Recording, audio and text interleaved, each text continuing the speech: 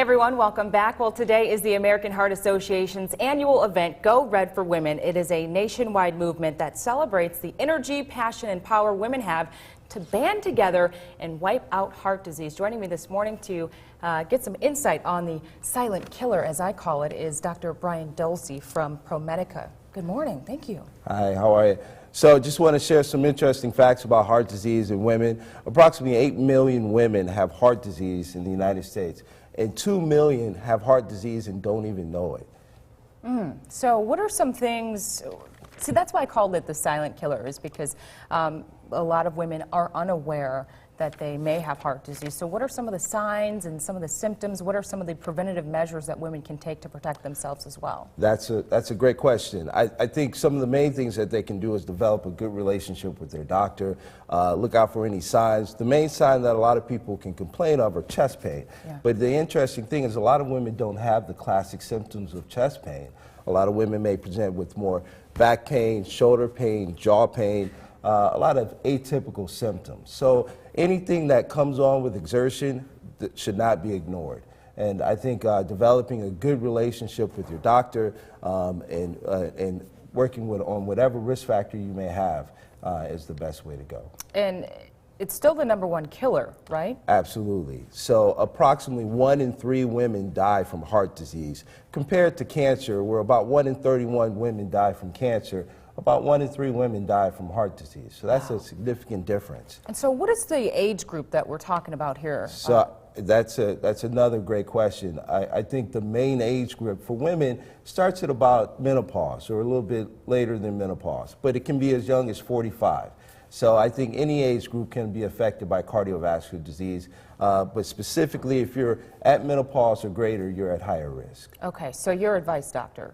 So my main advice is to consult with your doctor frequently, find out what risk factors you may have. If it's high blood pressure, make sure that's controlled. If it's diabetes, make sure that's controlled. And if you smoke, definitely make sure you want to stop smoking. Okay, diet and cholesterol, how does that play a role in these statistics that you told us about? That's a great question. I think diet and exercise are kind of some things that are modifiable risk factors, things that we think about that you can do on your own that can decrease your risk of having a heart attack.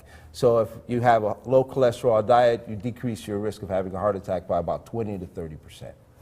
The really surprising thing that you just told me, doctor, was the symptoms.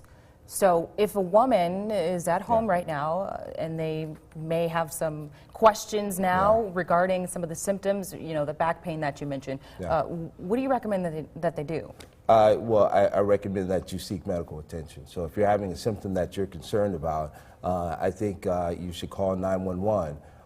That's the first thing you should do. We know that women are less likely to call 911 for themselves than they are for a loved one that have similar symptoms. Okay, I'm just so fascinated with the fact that you said back pain is one of the symptoms. So, I mean, women could maybe see other doctors could pick up on that, maybe a chiropractor if a woman is constantly complaining about her back pain. I've had that before, where a woman's had treatment for back pain for years, and it turned out that she was actually having active angina.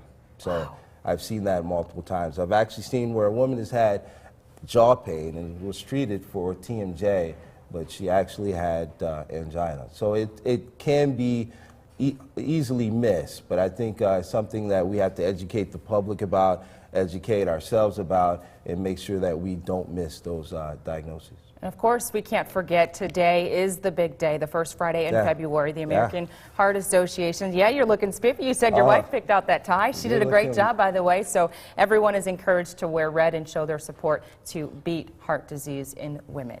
Again, Dr. Brian Dolsey from ProMedica, we thank you so much for stopping by this morning. Really good information. Thank you so much. We'll be right back.